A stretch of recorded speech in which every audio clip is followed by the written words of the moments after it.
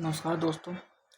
हम उत्तराखंड पीसीएस की जो पीसीएस के जो क्वेश्चन पेपर की सीरीज सॉल्व कर रहे थे। हमने यूपी के कुछ डिवाइस ईयर क्वेश्चन सॉल्व किए हैं और उत्तराखंड के 2025 हमने सॉल्व कर लिया है। 2024 का जो सीरीज चल रही थी हमने इसके पहले 60 क्वेश्चन सॉल्व कर लिए हैं और आज 150 तक के क्वेश्चन संख्या देखेंगे 61 से। तो आज सॉल्व करते हैं। आज का पहला क्वेश्चन हमारा सॉल्व होता है अब से। 61वां क्वेश्चन है, उत्तराखंड का कितना प्रतिशत भाग जो है मैदानी है। अगर जो बात करें उत्तराखंड का पर्वतीय भाग जो है 86% जो है पर्वतीय क्षेत्र में आता है उत्तराखंड। और जो मैदानी भाग है, मैदानी भाग में केवल आपका देहरादून का कुछ हिस्सा, हरिद्वार और युवसनगर का आता है। लगभग 14% की आप बात कर सकते हो। 13.92 के आसपास है, लगभग 14% आप बात कर सकते हो जो मैदानी क्षेत्र में है। इसका आंसर है बी। निम्न में से अब दूसरा देखिए, 61वां का बी हो गया। दूसरा, निम्न में से कौन सा कार्यक्रम राष्ट्रीय संपोषणीय कृषि मिशन से संबंधित नहीं है। संबंधित नहीं है, ध्यान रखना, संबंधित नहीं है। राष्ट्रीय संपोषणीय कृषि मिशन ये NSSC के तहत चलाया गया मिशन है। 2014 के आसपास इस मिशन को चलाया गया था। इसके अंतर्गत सरकार क्या करती है? सरकार जो काम करती है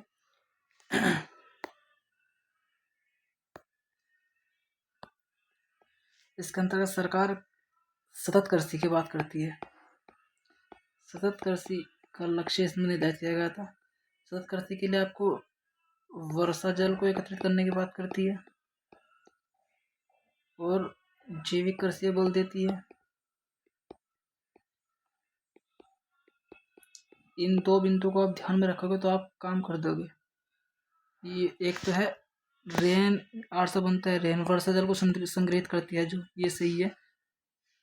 एसएच ये भी सही है, ये भी सही है। प्रधानमंत्री किसान समृद्धि योजना ये नहीं है, बल्कि परंपरागत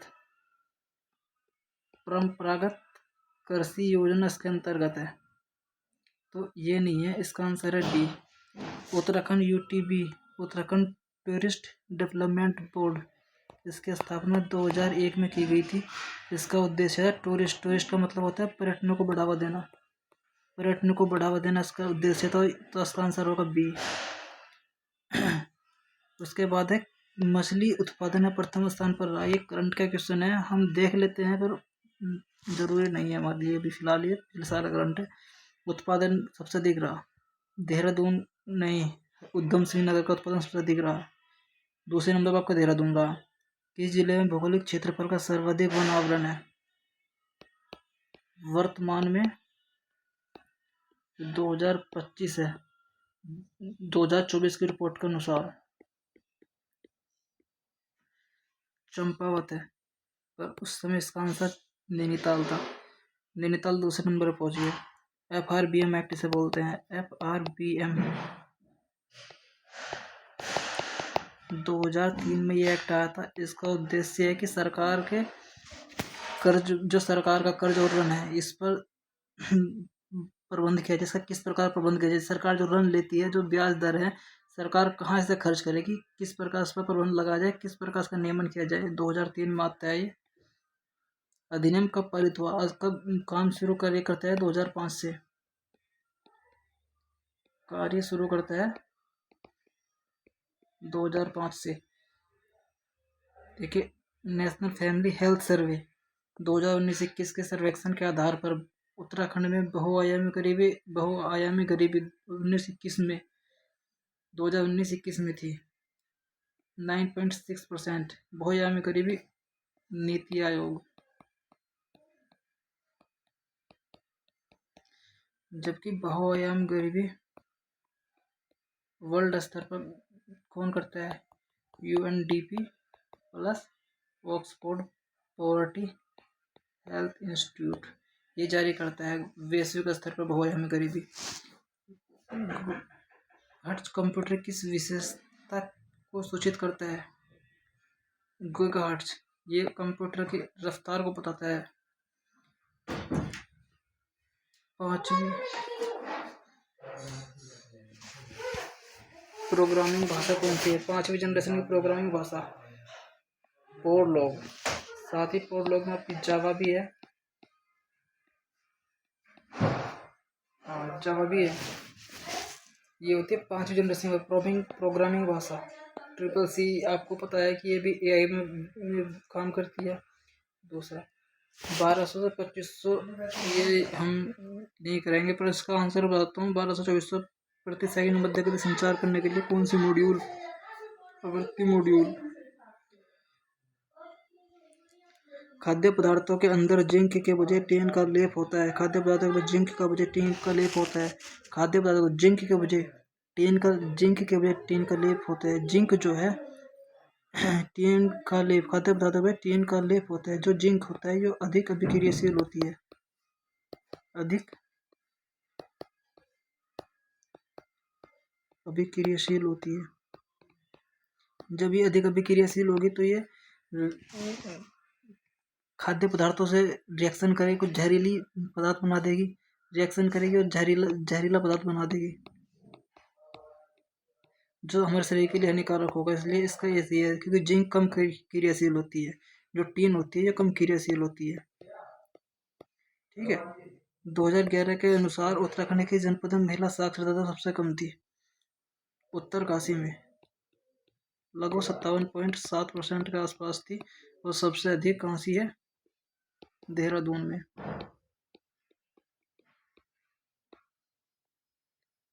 कितनी? देहरादून में 84-87 के आसपास है। सबसे अधिक क्रियाशील धातु कौन सी है? पोटेशियम। पोटेशियम जो है वाटर एंड एयर दोनों बहुत तेजी से क्रिया करती है, उसके बाद दूसरे नंबर पर सोडियम है। दुर्लभ संकटग्रस्त प्रजातियों के समृद्ध और अपेक्षाकृत छोटे छोटे क्षेत्रों में सीमित और निवास स्थान के नुकसान का सामना कर रहे को कहा जाता है हॉटस्पॉट। भारत में कौन कौन से हॉटस्पॉट है? एक तो आपका पश्चिमी घाट है। कौन कौन सा? एक तो आपका पश्चिमी घाट है,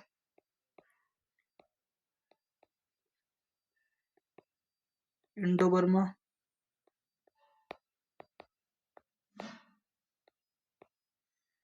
फिर बात करते हैं वे जीव जो 0 से 15 डिग्री सेल्सियस तापमान में सबसे अधिक अच्छी वृद्धि करते हैं कहलाते हैं। देख 0 से 15 डिग्री था ठंडे तापमान पर, ठंडे तापमान के अनुकूल, ठंडे तापमान के जो अनुकूल होते हैं वे कहलाते हैं साइक्रोफाइल्स। फिर होते हैं जो 4 डिग्री से 20 डिग्री तक सेल्सियस तक रहते हैं, उनको बोलते हैं साइक्रोफाइट्स।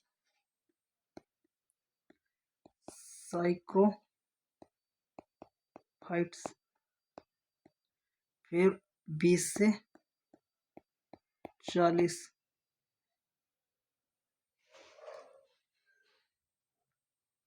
थर्मोफाइट्स। 40 से 80 डिग्री हाइड्रो थर्मोफाइट्स। ये अधिक उच्च होते हैं, ये सर्वाधिक उच्च होते हैं। अब मध्यम वाले जो होते हैं ये होते हैं आपके 15 से 35 डिग्री मेजोफाइल्स। इसका आंसर आपका साइक्लोफाइल्स। कौन सा संवैधानिक संशोधन पर्यावरण की सुरक्षा वन्यजीव संरक्षण 44वां संशोधन 1976। इसमें आपका 48A DPSP और 51A मौलिक कर्तव्य। इसमें क्या कहा गया है? सरकार पर्यावरण प्लस वन्य जीवों की रक्षा करेगी और इसमें नागरिकों का दायित्व है।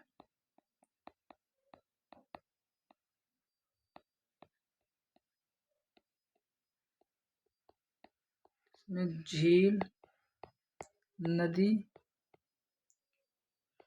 नदी और वन्यजीव। कौन सा हाइड्रोफाइटस को आर्द्र भूमि में दलदल भूमि में पनपने में मदद करते हैं, जहाँ समय समय पर जल का उतार चढ़ाव रहता है। देखिए हाइड्रोफाइट्स क्या होते हैं। हाइड्रोफाइट्स जल के अंदर भी रह सकते हैं और जल के बाहर भी।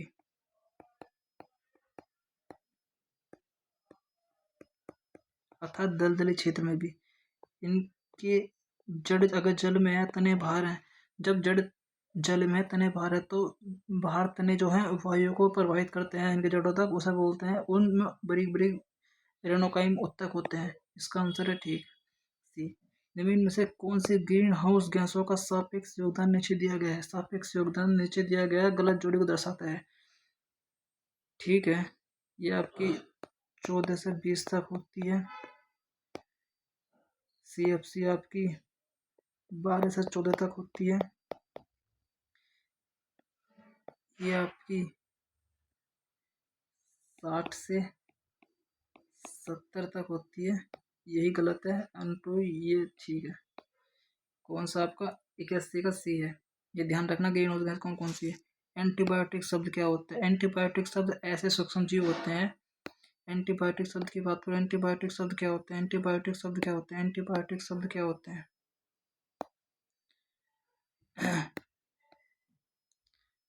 एंटीबायोटिक शब्द से आप समझ पा रहे होंगे पहले ही।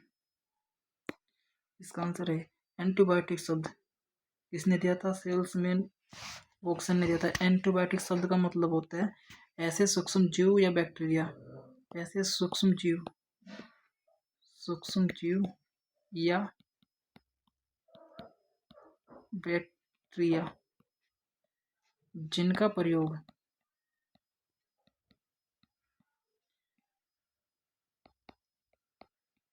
ऐसे सूक्ष्म जीव बैक्टीरिया जिनका प्रयोग शरीर में होने वाले रोगों के रोकथाम के लिए किया जाता है। रोगों के रोकथाम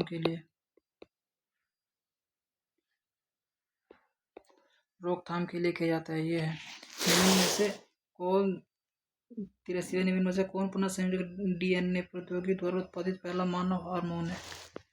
इंसुलिन। हाइब्रिडोमा तकनीक किसके द्वारा विकसित की गई थी। हाइब्रिडोमा तकनीक एक एंटीबायोटिक तकनीक है। एंटीबायोटिक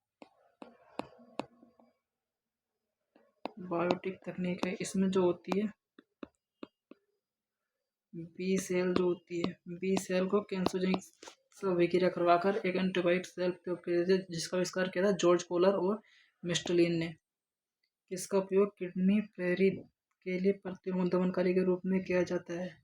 मोनोक्लोनल प्रतिरक्षा प्रणाली। क्योंकि जब हम किडनी को प्रत्यारोपित करते हैं तो हमारा शरीर जो है उस अंग को शरीर के बाहर का अंग मानकर उसके प्रति दमनकारी नीति अपनाता है। उस दमनकारी नीति को कम करने के लिए मोनोक्लोनल प्रतिरक्षा प्रणाली अपनाई जाती है। निम्न में से कौन सा सही नहीं है। केदारनाथ वन्यजीव अभ्यारण्य 1955 उत्तराखंड का प्रथम वन्यजीव अभ्यारण्य था। याद रखना, उत्तराखंड का फर्स्ट वन्यजीव अभ्यारण्य था। फूलों की घाटी 1982 में, ये चमोली में है। पुष्पावती नदी यहाँ से निकलती है। केदारनाथ वन्यजीव अभ्यारण्य 1979, अस्कोट वन्यजीव अभ्यारण्य 19, ये सभी सही हैं इसके। इसमें कौन सा गलत है तो है ही नहीं, सभी सही है। उसके बाद है कौन सा सही नहीं है। सोना नदी वन्यजीव अभ्यारण्य पूड़ी गढ़वाल में है, सही है। गोविंद वन्यजीव अभ्यारण्य उत्तरकाशी में है, उत्तरकाशी।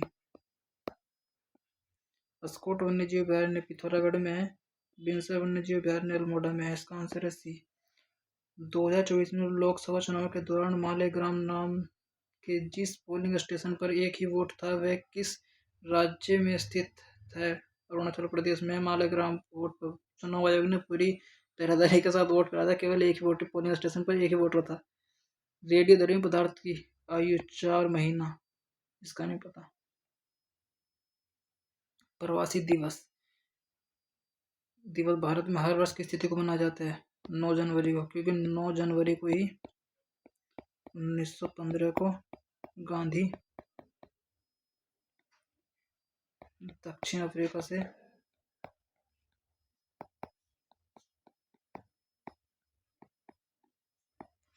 भारत आए। कहाँ से? बॉम्बे। और सबसे पहले सार्वजनिक सभा कौन सी करी थी?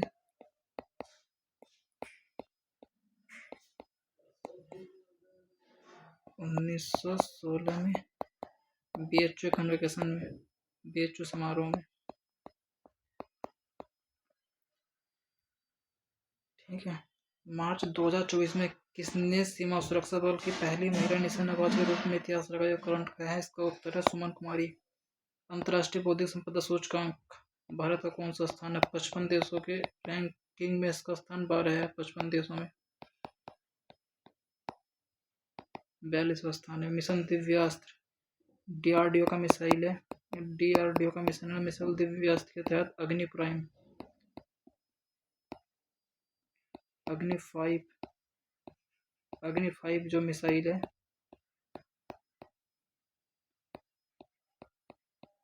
MIRV तकनीक जो है, इस तकनीक के तहत एक मिसाइल जो है मल्टी टारगेट कर सकती है, बहुत सारे निशाने लगा सकती है। इसका आंसर है फरवरी 2024 में कौन सा बैंक समाचारों में था जिसने अपने सतत अस्थायी, ये तो करंट का है। इसका आंसर 58वें ज्ञान पुरस्कार उर्दू कवि गुलजार और जगत गुरु राम भद्राचार्य संस्कृत के कवि थे। ओ स्मार्ट, ओ से है ओशियन। कहाँ ओशियन? ये हो रहा ओशियन।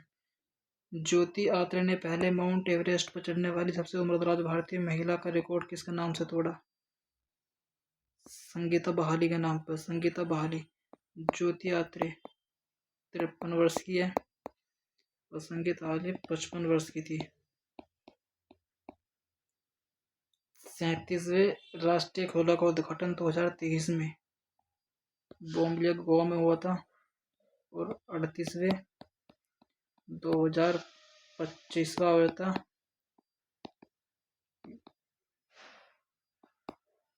उत्तराखंड में। 39वां 2027 में होगा मेघालय में।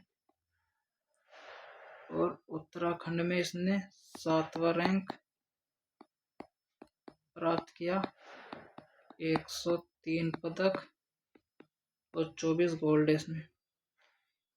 फिर बात करते हैं 19वें एशियाई गेम्स 2023। ये तो करंट का ही, वो भी करंट का ही था। फरवरी, ये भी करंट का ही है, करंट के ही है।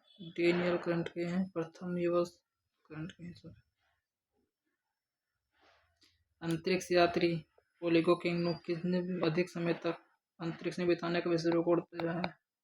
1000 दिन। रूस के हैं। 2023 में यूनेस्को की रचनात्मक शहर सूची में भारतीय साहित्य शहर कोझिकोड और भारत के 9 शहर इसमें शामिल हैं। जयपुर कला के लिए है, संगीत के क्षेत्र में है। और आपका चेन्नई है, ये संगीत है। आपका हैदराबाद है, पाक कला।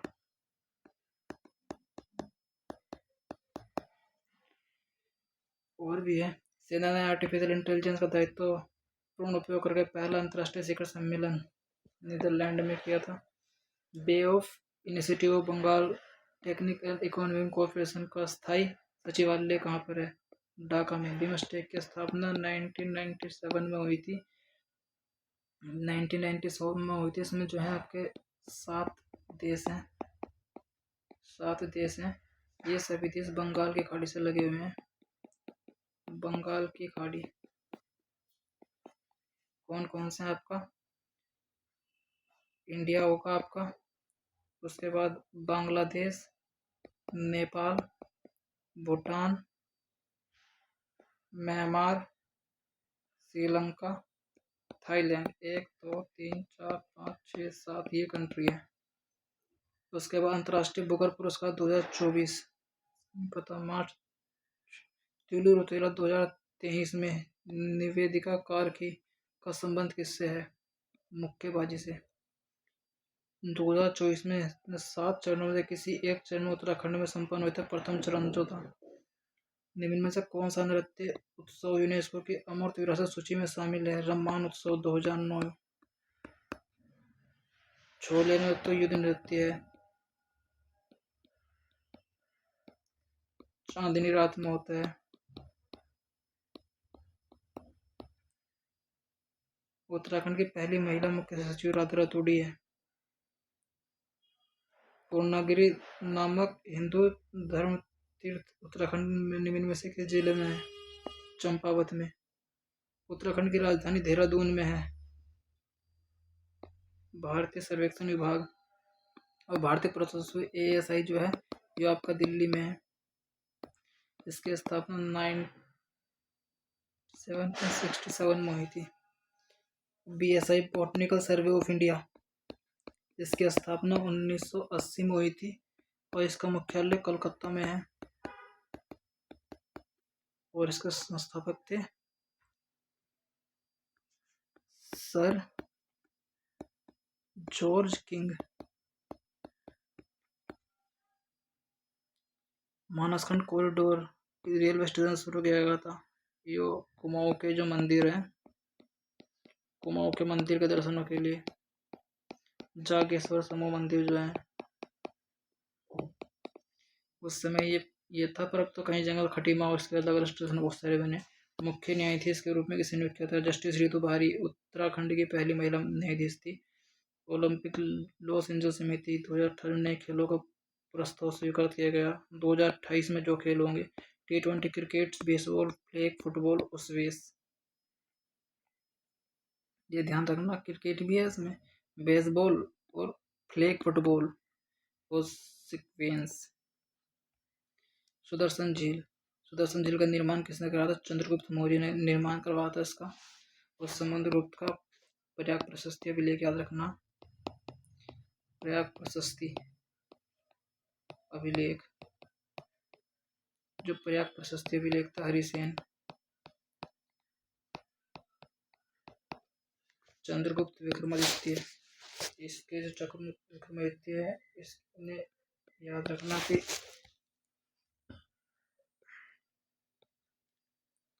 9 कवि इसके दरबार में रहते थे। क्या क्या नाम तो याद रखना। बिम्बसार हर्यक वंश का प्रथम शासक था। हर्यक वंश का प्रथम शासक था। इसके बाद आपका अजातशत्रु आएगा और इसे याद रखना चंद्रगुप्त विक्रमादित्य। इसने ध्रुवशनी से शादी की थी बाद में। ध्रुवशनी जो रामगुप्त की पत्नी थी।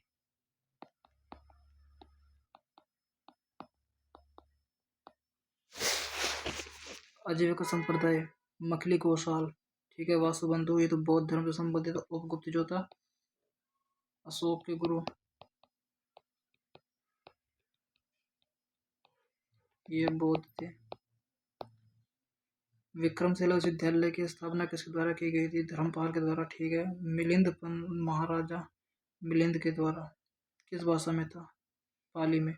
नागसेन और इसके बीच में जो हुआ था, जो वार्ता हुई थी, सारी पाली भाषा में लिखी हुई मिलिंद पन्नों में। शाहजहां ने अपने किस पुत्र को शाह इकबाल की उपाधि दी थी? सबसे अधिक योग्य दारा सिक्को। इसने वेदों का पुराणों का अनुवाद किया है फारसी भाषा में। शाह शुजा औरंगजेब मुराद नहीं, ये है शाह शुजा। दक्कन का सूबेदार कौन था? औरंगजेब। शाहजहां के समय दक्कन का सूबेदार औरंगजेब। लाहौर का सूबेदार था ये। और शुजा गुजरात, बंगाल, युद्धों कार्यक्रम व्यवस्थित करना 1526 में फर्स्ट पानीपत का युद्ध हुआ था। उसके बाद 27 में 1527 में खानवा का युद्ध हुआ था राणा सांगा के साथ। चंदेरी का युद्ध हुआ था राजपूत राजा मेदिनी राय और घाघरा का युद्ध हुआ था बंगाल के अफगान। तो दूसरा चौथा कहाँ पर है? बी आंसर इसका। तारिक मुबारक शाही फतवा जहांदारी जायुद्दीन बर्मी की कौन सी पुस्तक है? फतवा जहांदारी। जैनुल अखबार किसकी है? अभी सैयद की। जैनुल अखबार किसकी है? जैनुल अखबार है आपकी अभी सैयद की। अभी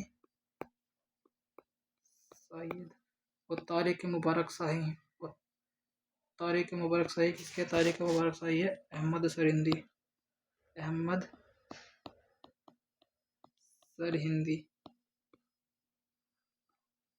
तारिक मुबारक शाही भी अहमद सरहिंदी की है।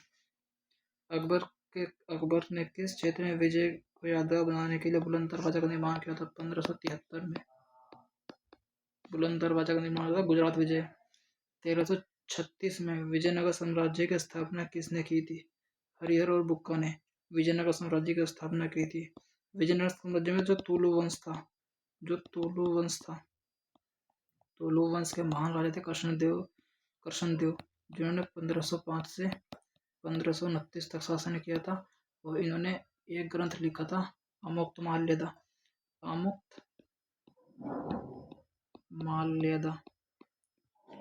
तेलुगु भाषा ग्रंथ है अमुक्तमाल्यदा। और इसी के दरबार में एक इनके कवि का नाम था तेनाली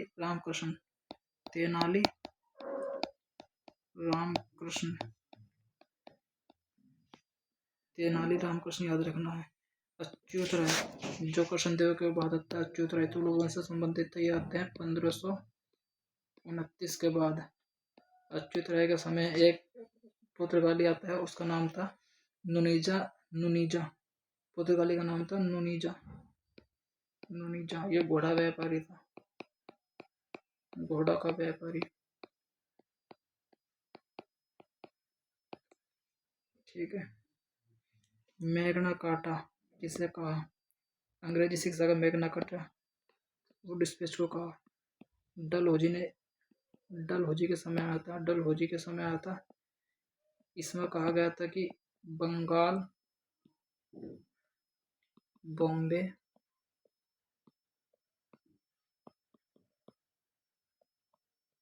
मद्रास में यूनिवर्सिटी खोली जाए, विश्वविद्यालय खोले जाए। साथ ही स्थानीय भाषा में शिक्षा दी जाए। और इसमें कहा गया था कि महिला शिक्षा पर बल दिया जाए। इसकी समीक्षा के लिए आया था बाद में हंटर आयोग इस समीक्षा के लिए आता है। इसने माध्यमिक और प्राथमिक शिक्षा पर बल दिया था। साथ ही इसने कहा था कि जिस सरकार ने जो वुड स्पेच में घोषणा की थी उस लक्ष्य को प्राप्त करने में असमर्थ रही है। और एक हंटर आयोग आता है 1919 में, यह है जलियांवाला बाग हत्याकांड का। फिर 1917 में आता है आपका सेडलर कमीशन। सेडलर की समीक्षा के लिए आता है हार्टेक समिति, इसलिए इसका आंसर है बी। अलीगढ़ आंदोलन का शुरुआती लक्ष्य क्या था? परंपरागत मुस्लिम शिक्षा में सुधार और प्राश्रय देना, भारत में धार्मिक आधार पर मुसलमानों की स्थापना करना, पश्चिमी वैज्ञानिक शिक्षा को भारत के मुसलमानों के बीच प्राश्रय देना, अंग्रेजों के खिलाफ हिंदू मुस्लिम एकता को बढ़ावा देना। नहीं, इसका आंसर आएगा पश्चिमी शिक्षा को मुस्लिमों के बीच प्राश्रय देना, ताकि अंग्रेजी सीखेंगे, पश्चिमी विचारों जागृत होंगे, अपना सुधार अपना आप कर पाएंगे। बनारस में सेंट्रल स्कूल जो बाद में बनारस हिंदू विश्वविद्यालय के रूप में विकसित हुआ, उसकी स्थापना किसने की थी? ऑप्शन है madam Cama, Sarojini Naidu, Annie Besant, Sucheta Kripalani. Annie Besant ने इसकी स्थापना की थी। 1898 में, जो बाद में 1916 में मदन मोहन मालवीय के प्रयासों से बीएचयू में कन्वर्ट हो गया था। मदन मोहन मालवीय के प्रयासों से बीएचयू में कन्वर्ट होगा था, बनारस हिंदू यूनिवर्सिटी में। मैडम भेकाजी कामा ज्योति, इन्होंने इन क्रांतिकारियों की माता कहा जाता है, क्रांतिकारियों की माता। साथ ही मैडम भेकाजी कामा ने ही स्टुअर्ट में चल रहे द्वितीय अंतर्राष्ट्रीय सम्मेलन में भारतीय झंडा फहराया था। सरोजिनी नायडू पहली भारतीय महिला थी जिन्होंने 1924 में कानपुर अधिवेशन में अध्यक्षता करी थी कांग्रेस की। सुचेता कृपलानी यूपी की पहली महिला राज्यपाल भी रह चुकी। 1839 में तत्वबोधिनी सभा किसने की? तत्वबोधिनी सभा की स्थापना देवेंद्रनाथ टैगोर ने की थी। 1858 में लिखित नाटक नील दर्पण, नील उत्पादों की व्यवस्था उजागर करने वाले किसने लिखा था? दीनबंधु मित्र ने लिखा था। बंकिम चंद्र चटर्जी ने कौन सा लिखा था? वंदे मातरम बंकिम चंद्र चटर्जी का है। वंदे मातरम, वंदे मातरम। और जनगण मन रविंद्रनाथ टैगोर के। 1905 में जब बंगाल का लॉर्ड कर्जन द्वारा बंगाल का विभाजन किया गया था, 1911 में से रद्द कर दिया गया था। किसने कहा था कि ब्राह्मण तो शर्मन दार्शनिक के दो प्रकार हैं? मेगास्थनीज ने। मेगास्थनीज ने ब्राह्मण को पुरोहित और शर्मन को सन्यासी कहकर उपगुप्त अशोक के गुरु थे। अशोक के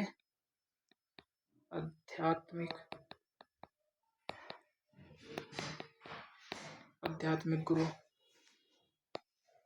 कौटिल्य चंद्रगुप्त के गुरु रहे थे।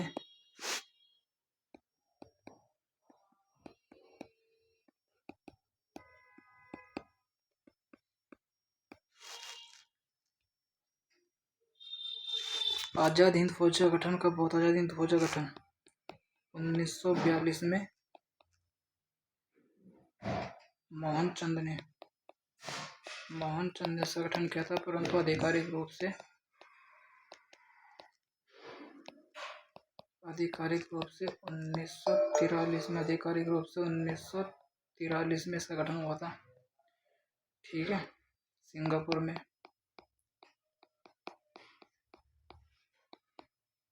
नौ देशों ने इसे मान्यता दी थी।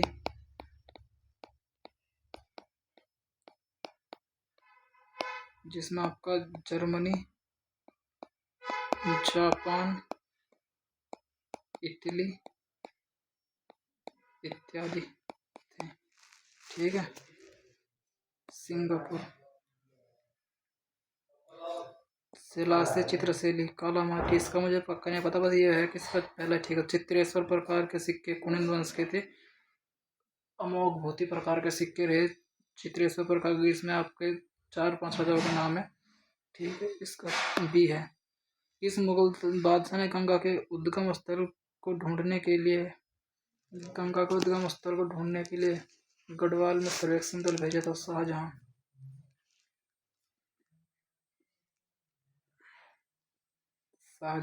इसका आंसर।